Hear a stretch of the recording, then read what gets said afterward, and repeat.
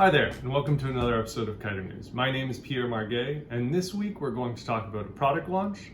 We're going to talk about crashing and injury recovery. We're going to have an injury update. We're going to talk a bit about one of the pros' pops, and of course, we'll have a kook of the week. Kicking off with Mikhaili Sal's pop. So, Mikhaili Sal is the reigning GK freestyle champion from last year. She's 15 years old. She is going to be crushing it on and off the tour for the next decades. It's great to see. Love that energy, that passion. I mean, it's absolutely incredible. She's destroying everything in her wake. Now, she posted a video on Instagram recently of her doing a couple different back moves. And here's why I really like this one. So it's in slow-mo and it really focuses on the fact that she basically goes completely horizontal for her pop. I mean, it's beautiful. It's just absolutely beautiful. You see how much power she gets out of it. And I think when you're trying that on your own in your home spot, it's something to keep in mind that her whole body goes into it. And we can watch tons of videos from other pops. I've talked about Aduri's pop in the past and focused on all the different pros. Obviously, Valentin Rodriguez, the Colombian, who's the reigning champion on the men's side. Also fantastic, but this was a great video just to showcase the importance of keeping your whole body tight and together, and she does it absolutely beautifully. So just check out her video. A product launch this week, Core launched their sensor bar. Yeah, that's all I have to say. There's a video, there's a promo video about it. I mean, I don't know how excited you can get about the launch of a bar. Sometimes in kiteboarding, you know, we talk about technology and this is new. I mean, it's a bar. They haven't really changed in the past 10 years. You can put down in the comments and maybe I'm completely wrong, but I mean, there's not that much technology in a bar. It's a bar and there's 4 lines going from that bar. Sometimes there were 5, sometimes there are 2, but essentially, I mean, it's not that exciting. But that's what's going on this week.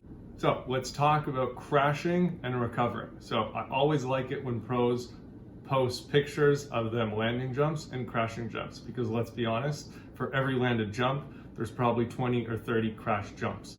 Pippa posted a video recently. She had her landing some jumps, she had her crashing. It's fun to see pros crash. Here's why. Because most kiteboarders are not pros and they crash all the time. And I think it's important to remember that crashing is just a step of progression.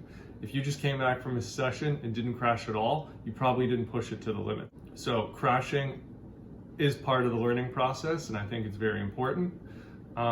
That leads us over to injury recovery. I want to talk about an athlete I featured a couple videos back, Julien Leleu. So he's out in Tarifa. He injured himself in France back in October. He fractured his vertebrae, had 4 screws, 2 plates, and in 7 months, did he sit on the couch and wait? No. He actively recovered, training, physio, and then he posts a video that is just, even without a previous injury, is just an insane video, and he's back at it and he's charging again 7 months later. Often the hardest part about injury recovery is the mental aspect and, you know, will I be able to come back? In this case, I mean, stories like this are inspiring. I think they're inspiring for all athletes and for non-professional athletes as well. He got a new sponsor. He used to be with RRD, now he is with North Kiteboarding, so I think that's also something exciting for him, a new sponsor. Looking forward to much more great content coming from Julien. Injury update, so Ruben Lenton had fractured his ankle in Barcelona. He had some surgeries from that. Since then, he's been recovering, but he still had quite a lot of pain.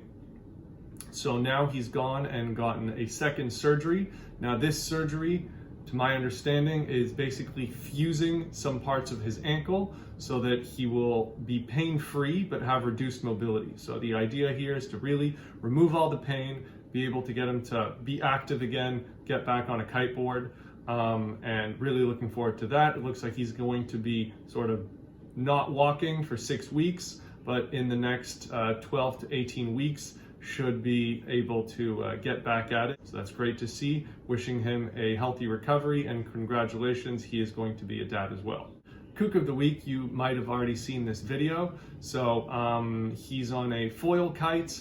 He dodges a first sailboat, and then the next one did not calculate his line length or the angle of his kite and just eats the sailboat. I feel bad for the sailboat because they're just going around. I'm sure they saw the sailboat in front. They're like, oh man, he's got to lift his kite, and he just did not. So looks like he released the kite, but I'm sure everyone walked out of it unscathed.